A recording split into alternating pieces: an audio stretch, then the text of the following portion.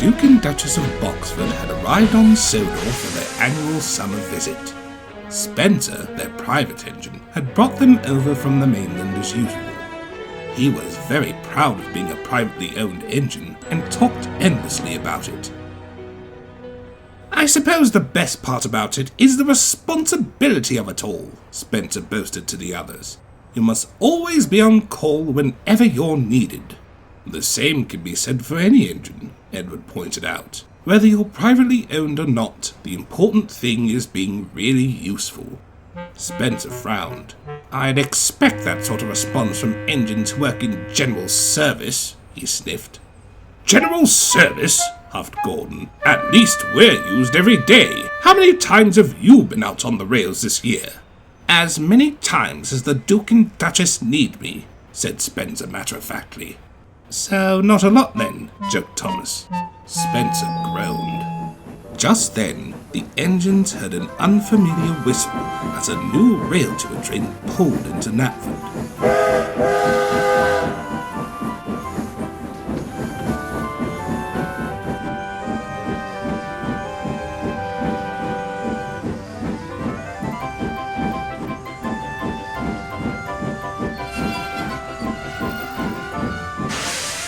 The visitor had a futuristic streamlined design and shining silver. They were amazed. Even Spencer was impressed. "Hello," the engine said. "Allow me to introduce myself. I'm New York Central Hudson, number 5452, but you can call me Dreyfus." "Hello, Dreyfus. I'm Gordon," said the blue engine. "You look like an express engine." "Oh yes, you're completely right," said Dreyfus. "Back in the old days, I was an express engine, pulling expresses. Me and my brothers pulled a wonderful train. It was the greatest. It was the 20th Century Limited." "The 20th Century Limited?" the engines gasped. "That train's famous," remarked Gordon. Dreyfus continued. "We'd run from New York City all the way to Chicago and back. It was the greatest train, the greatest ever, believe me. Ask anyone. It was great." "I pulled expresses too," said Spencer, desperately trying to steer the conversation back to him. "But you're not as interesting as Dreyfus," Thomas chuckled. The others laughed. Spencer sulked quietly as Dreyfus continued his stories. It wasn't long before all the engines got to meet Dreyfus.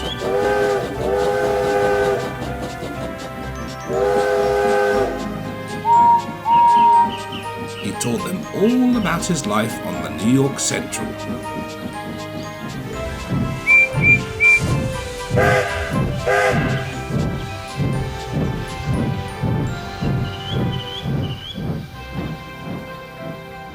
"What does that engine have that I don't?" Spencer huffed to himself that afternoon. "I've done all the things that he's done, perhaps more so. It isn't fair."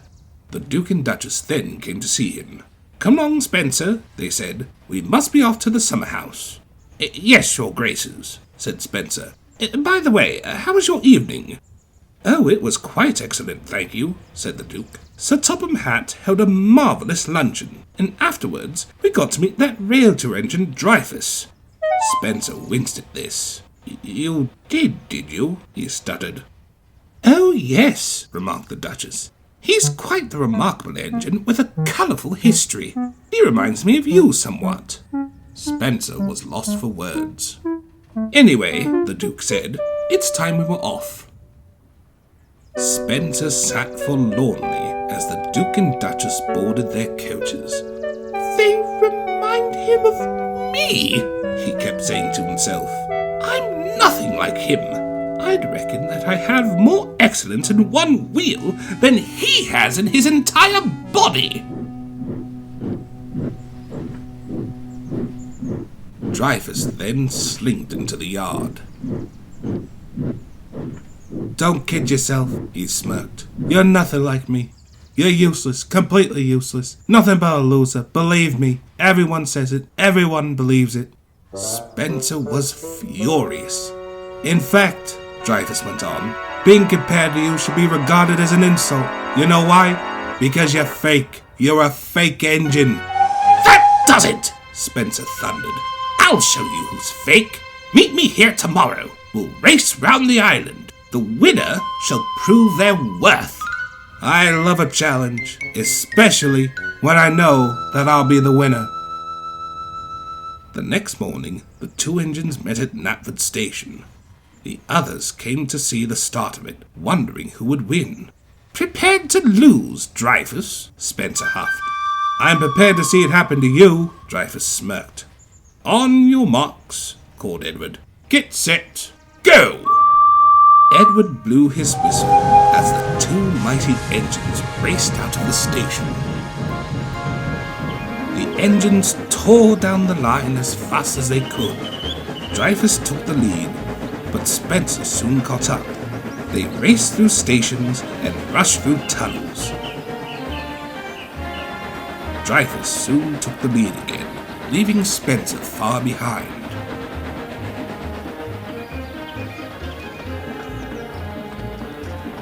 Mavis was arranging trucks at the quarry when Dreyfus rushed by.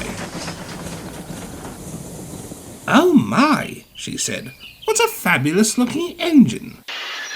Hearing this, Dreyfus screeched to a stop and backed over to the diesel shunter.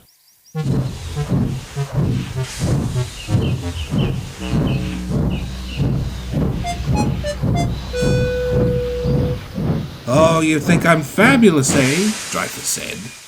Absolutely, Mavis swooned. You pulled the 20th Century Limited too, right? Yes, I did. Back in the old days, I was an express engine, pulling expresses. Suddenly, Spencer flew by. Dreyfus was surprised. Oh no, the race, he exclaimed, and chased after him. But it was no use. Spencer had won the race as he puffed triumphantly into Knapford. The engines cheered. Well done, Spencer, they said. Dreyfus huffed in moments later. He was very cross. This race was rigged, he shouted. Spencer, you set me up. I want a rematch. What do you mean? Asked Edward. That diesel at the quarry distracted me so that Spencer could get ahead, Dreyfus protested. This race was stolen from me, and I demand a rematch. That just sounds like you weren't paying attention, said Thomas. Unless, said Gordon. He looked at Spencer. Do you know anything about this? I have no idea what he's on about, Spencer admitted. That's it then, stated Edward. Spencer won the race, and that's that. No, it isn't, Dreyfus shouted. This race was stolen. Believe me, ask anyone, they'll tell you the same. No, huffed Spencer. You're just a sore loser. The engines laughed, while Dreyfus could do nothing but admit defeat. Did Spencer really fix the race? The engines will tell you he didn't.